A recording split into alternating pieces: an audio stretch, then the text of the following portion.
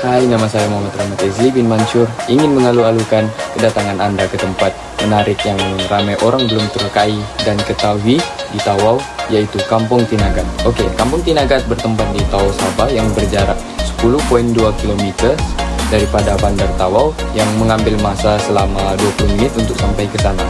Ramai yang tidak sedar bahawa Tinagat mempunyai satu legenda yang terhubung kait dengan Sungai Sibuku di Indonesia. Pada dasarnya, kisahnya pemuda yang menikahi putri kayangan yang cantik. Pada awalnya, ibu pemuda itu tidak bersetuju dengan pernikahan tersebut.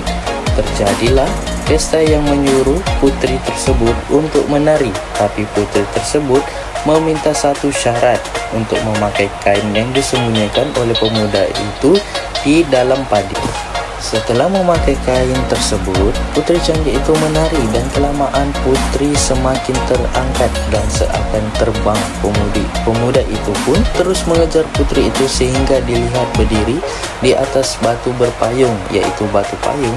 Apabila pemuda sampai di batu berpayung itu dan terus merayu agar istrinya untuk turun, tapi apakan daya, putri itu tidak boleh turun ke bumi lagi.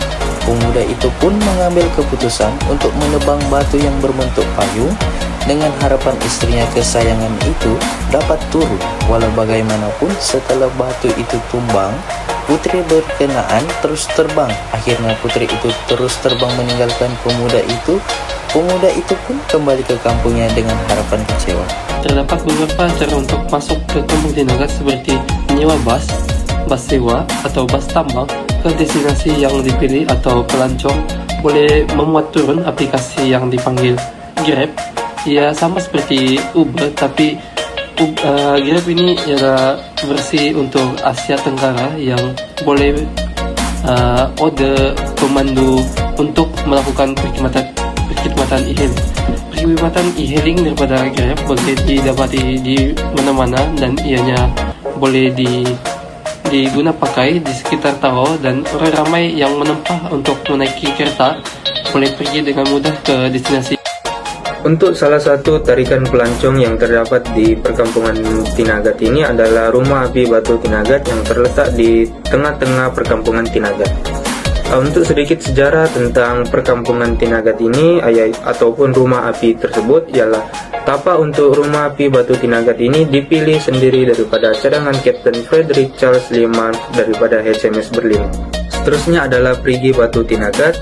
Ianya merupakan sebuah tempat kepercayaan bagi sebahagian kaum kecil pada zaman dahulu yang terdapat di Kampung Tinagat. Seterusnya adalah Perigi Batu Tinagat tersebut terletak berhampiran dengan pantai di dalam gua yang kecil. Salam sejahtera semua, nama saya Greg Jeffrey dari kelas DUP 5B.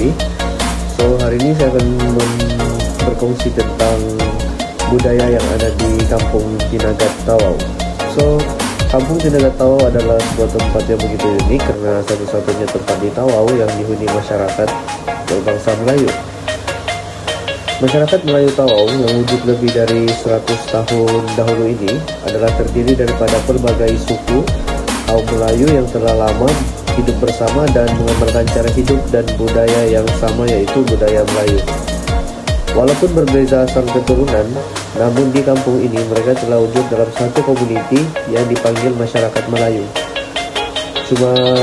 Mereka cuma menggunakan satu bahasa sebagai bahasa pertuturan dan pergaulan, yaitu bahasa Melayu Tawau.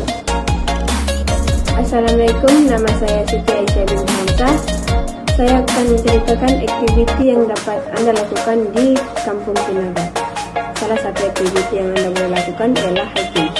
Anda boleh hiking di Bukit Tinagat atau lebih dikenal sebagai Bukit Pancan. Di sana kita dapat melihat keindahan alam Sungai Jadi dan Bajembar. Selain itu, di Kampung Tinagat juga kita dapat melihat Perigi Batu Tinagat yang terletak dengan pantai. Di pantai kita dapat melakukan aktiviti riada di waktu petang bersama keluarga seperti berkemah dan aktiviti lainnya.